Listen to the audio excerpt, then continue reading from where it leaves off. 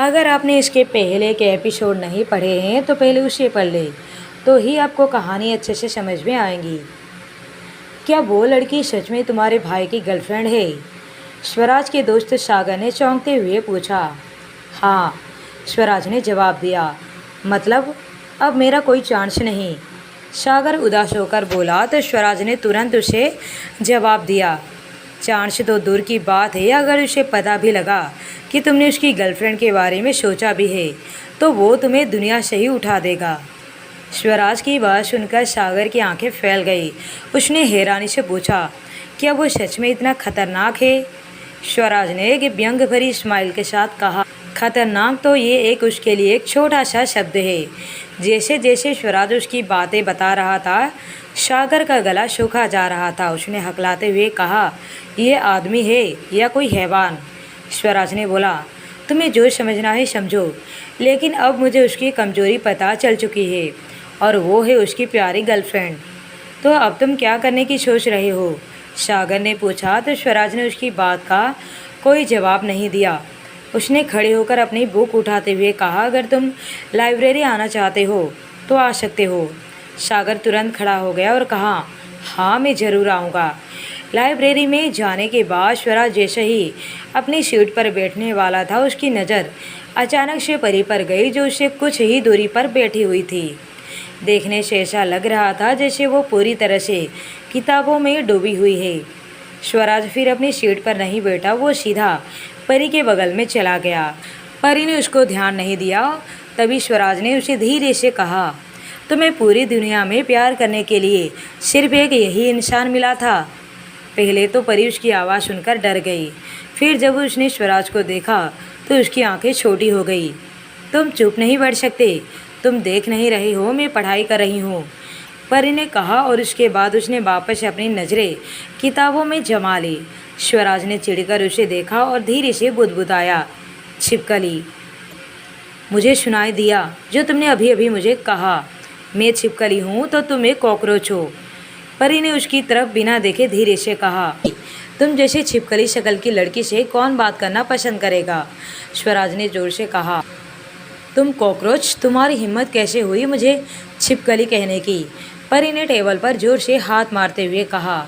इससे पहले कि स्वराज कुछ और बोल पाता कि किसी के खांसने की आवाज़ सुनाई दी।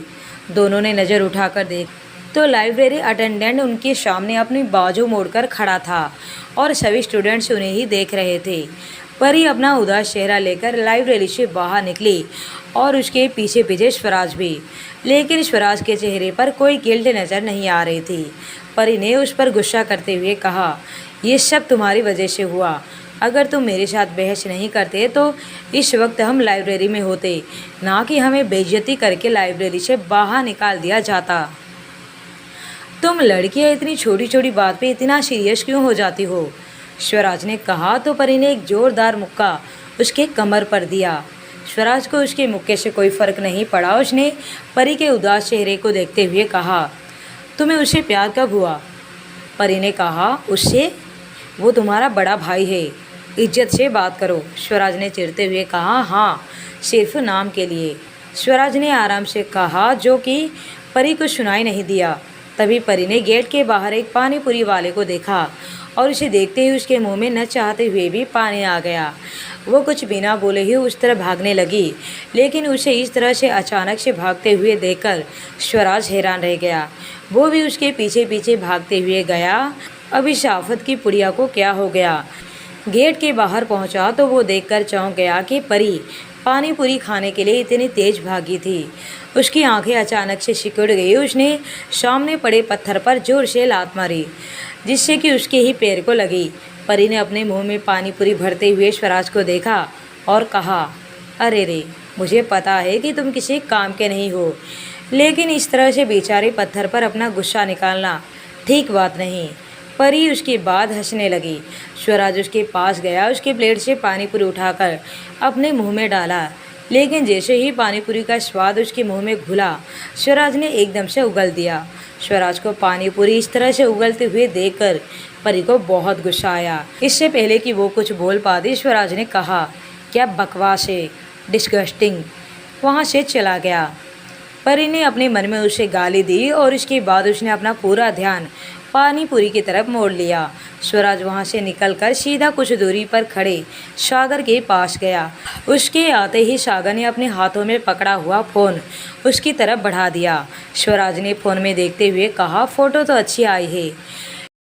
युवराज अपने ऑफिस में बैठा हुआ कुछ काम कर रहा था। अचानक से फ़ोन बजने की आवाज़ से उसका ध्यान टूटा। उसने फ़ोन उठाकर देखा तो उसमें एक फ़ोटो आई हुई थी। अननोन नंबर था, लेकिन युवराज को पता लग गया कि ये नंबर किसी और का नहीं बल्कि स्वराज का ही है। उसने ध्यान से फ़ोटो को देखा। उस फोटो में एक लड़का और एक लड़की पास खड़े हुए थे। वो स्वराज था और परी के साथ पानी पूरी खाते हुए फ़ोटो थी। युवराज ने फ़ोटो को ध्यान से देखा और उस नंबर को कॉल मिला दी। कुछ रिंग के बाद स्वराज ने कॉल उठा लिया। स्वराज ने कहा, क्या हुआ बड़े भाई, अपनी गर्लफ्रेंड को किसी और के साथ देखकर कैसा महसूस हो रहा है? युवराज ने बिना किसी भाव के देखा। अपनी ये बच्चों के जैसी हरकतें करना बंद करो, वरना मैं तुम्हें अभी के अभी दिल्ली से वापस बुला लूँगा। स्वराज ने अपनी पकड़ फ़ोन पर कसते हुए कहा, मैं आपसे डरता नहीं। लेकिन सामने से कोई आवाज़ नहीं आई। स्वराज ने फ़ोन कान से हटाकर देखा तो युवराज का कॉल कट चुका था। उसने गुस्से से फ़ोन को बेड पर पटक दिया। सागर ने उसे गुस्से में देखा तो कहा, तुम खुद कह रहे थे कि तुम्हारा बड़ा भाई बहुत ही खतरनाक है, तो फिर तुम खुद उसे प्रोवोक करने की कोशिश क्यों कर रहे हो? सागर को कुछ समझ में नहीं आ रहा था। वो वहाँ से बाहर चला गया। वहीं स्वराज ने अपनी आंखें बंद की और बेड पर लेटे हुए बोला, युवराज, तुम बहुत ही जल्द खून के आंसू रोने वाले हो। उधर युवराज ने परी को कॉल किया। युवराज ने पूछा, कैसा गया आज का दिन? बहुत अच्छा। क्या खाया था आज? कुछ नहीं, बस सादा खाना। उसकी बात सुनकर युवराज की भौहें तन गई। पानी पूरी सादा खाना होता है? उसकी बात सुनकर परी हैरान थी। क्या तुमने मेरे पीछे सीक्रेट एजेंट लगा रखे हैं? हाँ, कुछ ऐसा ही समझ लो, युवराज ने कहा। तो परी ने चिढ़ते हुए कहा, तुम मेरे साथ ऐसा नहीं कर सकते।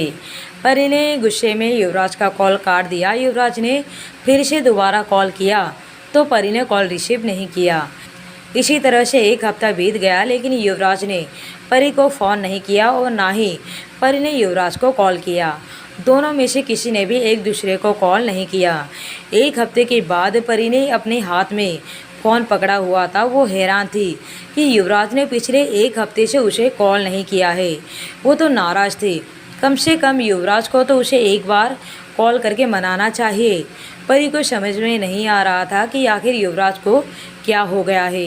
वो रोज़ बस इसी इंतज़ार में रहती कि आज युवराज का कॉल आएगा, लेकिन अब पानी सिर से ऊपर जा रहा था। परी ने फिर गहरी सांस ली। उसने युवराज को कॉल मिला दी। रिंग जाने से पहले ही फ़ोन कट हो गया। परी ने फिर से एक बार उसे कॉल मिलाई, लेकिन इस बार भी ऐसा ही हुआ। एक के बाद एक कॉल कटने लगा। हमेशा रिंग जाने से पहले ही कॉल कट जाता था। परी को अब चिंता होने लगी। उसने मैसेज टाइप किया और युवराज के नंबर पर सेंड कर दिया, लेकिन कोई जवाब नहीं आया।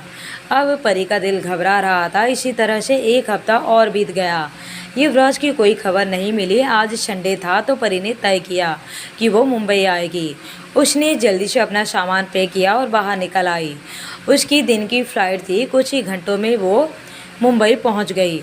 जब वो टैक्सी से युवराज के विला में पहुंची तो विला में कोई नहीं था सिवाय सिक्योरिटी गार्ड के। परी ने उनसे युवराज के बारे में पूछा तो युवराज का उन्हें भी कोई पता नहीं था। उसके बाद परी सीधा राठौड़ मैंशन आ गई। वहां जाकर उसे पता चला कि उन्हें भी युवराज के बारे में कुछ पता नहीं है। वो परेशान हो गई, लेकिन अब उसके अलावा परेशान होने वाले युवराज के घर वाले भी थे। बहुत पता लगाने के बाद भी युवराज का कोई पता नहीं चला। अब तक तो स्वराज तक भी ये खबर पहुंच चुकी थी, लेकिन वो ये खबर पाकर बहुत ही खुश था। पर वो ये भी जानता था कि युवराज को कुछ नहीं हुआ होगा, क्योंकि उसे मारना या किडनैप करना इतना आसान नहीं। उसने फिर मुंबई के लिए फ़्लाइट पकड़ी और वो भी मुंबई के लिए निकल गया। स्वराज जब अपने घर पहुंचा तो उसने सबको लिविंग रूम में बैठे हुए देखा। उसकी नज़रें सबको क्रॉस करके परी पर टिक गई। परी रो रही थी। उसे मिसेज राठौड़ चुप कराने में लगी हुई थी। स्वराज के चेहरे पर एक टेढ़ी मुस्कान आ गई। वो जाकर सीधा सोफे पर बैठ गया। उसकी दादी ने उसे देखते हुए पूछा, आ गई तुम? अभी तक युवराज का कुछ पता नहीं चला। इस लड़की का तो रो रो कर बुरा हाल हो गया है, चुप होने का नाम ही नहीं ले रही है। हम इसको समझा समझा कर थक गए हैं कि उसने ऐसा पहले भी बहुत बार किया है। वो इस तरह से पहले भी कई बार गायब हो चुका है, लेकिन ये लड़की तो मानने के लिए तैयार ही नहीं। स्वराज ने एक नज़र परी पर डाली और कहा, इसमें रोने की क्या बात है? गलती तो सब तुम्हारी है जो तुमने उसको चुना। अब उस इंसान का क्या भरोसा, वो पता नहीं तुम्हें कब छोड़कर चला जाए। अब तुम ही देख लो, वो अचानक से गायब हो गया और उसने तुम्हें बताना भी ज़रूरी नहीं समझा। मुझे तो उसके ऊपर पहले से ही शक था, कहीं वो किसी और लड़की के साथ तो। स्वराज ने इतना ही कहा था कि मिसेज राठौर ने थोड़ा ज़ोर से कहा, स्वराज तुम ये कैसी बातें कर रहे हो? वो तुम्हारा भाई है। परी ने स्वराज की बात का कोई रिस्पॉन्स नहीं दिया। वो जानती थी कि युवराज उसे कभी धोखा नहीं दे सकता, लेकिन स्वराज को अभी कहाँ शांति मिली थी। उसने आगे अपनी बात जारी रखी। वो और भी ज़्यादा युवराज की इंसल्ट करना चाहता था ताकि वो अपने दिल की खटास को कम कर सके। उसने फिर अपना मुंह खोला और कहा, परी मुझे तो लगता है कि युवराज की कोई दूसरी गर्लफ्रेंड भी है और युवराज उसके साथ भाग गया होगा। स्वराज की बात सुनकर परी ने अपनी आंसू वाली आंखों से उसे घूरा। स्वराज उसकी तरफ देखते हुए टेढ़ी स्माइल कर रहा था। परी ने इस बार अपना मुंह खोला और कहा, वो तुम्हारी तरह नहीं है।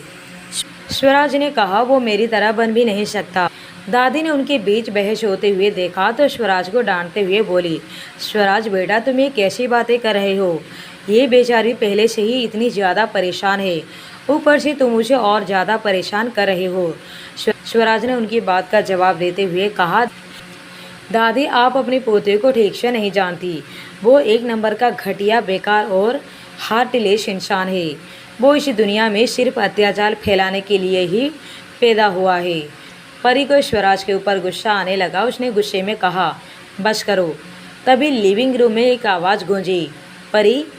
परी ने तुरंत उस दिशा में देखा। वो उस आवाज़ को अच्छे से पहचानती थी। जैसे ही उसने युवराज को कुछ दूरी पर खड़े होते हुए देखा तो उसकी आंखों में तुरंत चमक आ गई। वो खड़ी हुई और युवराज की तरफ दौड़ते हुए गई और जाकर उससे चिपक गई। युवराज ने प्यार से उसके बालों को सहलाया और कुछ नहीं कहा। मिसेज राठौड़ और दादी भी खड़ी हो गई। वो परी की तरह ज़्यादा रोए तो नहीं थे, लेकिन फिर भी कहीं ना कहीं वो दोनों भी थोड़ा डरे हुए थे। वहीं स्वराज युवराज को देखकर बिल्कुल भी खुश नहीं था। वो युवराज की और भी ज़्यादा बेइज्जती करना चाहता था। युवराज ने सबकी ओर नज़रें घुमाई और कहा, मैं ठीक हूँ। स्वराज ने तुरंत उसकी बात का रिएक्ट करते हुए धीरे से कहा, पूछा ही किसने है? युवराज ने एक नज़र स्वराज को देखा। वो उसे बोलना कुछ चाह रहा था, लेकिन जब उसने परी को और भी ज़्यादा ज़ोर से रोते हुए देखा तो उसका ध्यान उसकी तरफ शिफ्ट हो गया। उसने परी के सिर के पीछे अपना हाथ देकर उसे थपथपाते हुए कहा, तुम रो क्यों रही हो? मैं बस किसी काम से देश से बाहर गया था। परी को उसकी बात सुनकर गुस्सा आ गया। उसने अपनी लाल आंखों से अपनी गर्दन उठाकर उसे देखा और कहा, तुम बहुत बुरे हो। एक बार कॉल लगाकर कह नहीं सकते थे? तुम्हें पता है मैं कितनी डर गई थी। मिसेज राठौर ने युवराज को डांटते हुए कहा, बेटा ये क्या बात हुआ? जैसे तुम हमारे साथ करते थे वैसे ही तुम परी के साथ नहीं कर सकते। अब तुम्हें पूरी ज़िंदगी एक साथ रहना है और इस तरह से उसे बिना बताए गायब होना ठीक बात नहीं। युवराज ने धीरे से उसे खुद से दूर किया और उसका हाथ पकड़कर कहा, चलो घर चलते हैं। स्वराज को उनका प्यार हजम नहीं हो रहा था। वो जल्दी से खड़ा हुआ। उसने अपनी माँ और दादी की तरफ देखकर कहा, मुझे भूख लगी है। अगर आपका अपने बड़े बेटे को देखना हो गया हो तो मुझ पर भी ध्यान दो। युवराज की माँ ने उसकी बात सुनकर कहा, आओ मैं तुम्हारे लिए खाना लगाती हूँ। युवराज परी को लेकर वहाँ से निकल गया। कार में परी अभी भी युवराज के गले लगी हुई थी। युवराज ने एक गहरी सांस ली और कहा, क्या तुम डर गई थी? परी ने युवराज की चेस्ट पर मारते हुए कहा, तुम बहुत बुरे हो। युवराज ने कहा, मैं जानता हूँ। उसके बाद उसने परी को कसकर पकड़ लिया। रात के समय परी युवराज की बाहों में थी। उसने युवराज के शर्ट के बटन से खेलते हुए कहा, वादा करो आज के बाद तुम कभी भी इस तरह से कहीं नहीं जाओगे मुझे बिना बताए। युवराज ने कहा, वादा रहा। उसके बाद परी ने सुकून से अपनी आंखें बंद कर ली। युवराज काफ़ी देर तक उसे देखता रहा, फिर उसके माथे पर एक किस करके अपनी आंखें बंद कर ली। अब आगे की कहानी जानने के लिए बने रहिए माय डेंजरस लवर पर।